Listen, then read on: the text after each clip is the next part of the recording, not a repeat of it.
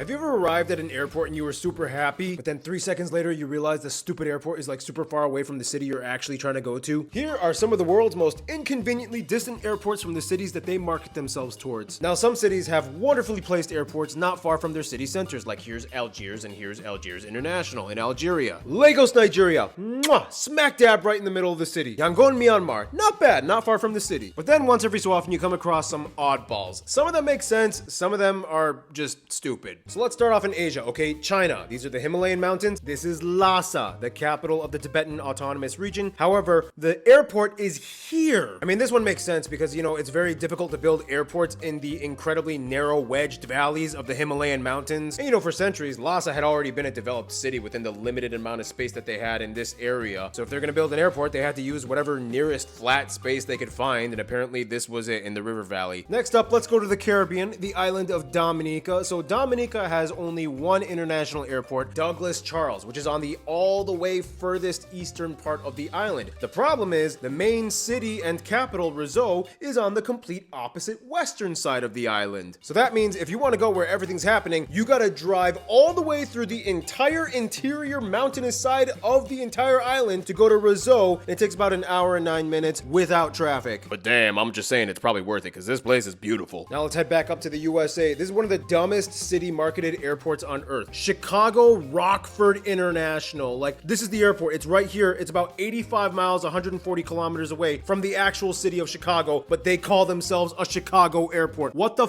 Rockford, you are not Chicago. Now we go to West Africa, the country of Sierra Leone, the capital, Freetown. Unfortunately, it was built on a mountainous peninsula, so there was no flat area to build an airport, so they had to do it on the complete opposite side of the bay. This means even though distance-wise it's only like 27 kilometers away, it takes over an hour, and then you have to like take the ferry across the bay to get to the city. But all of these pale in comparison to what is probably the stupidest one, Paris, France. However, they have an airport called Paris Vatry Airport.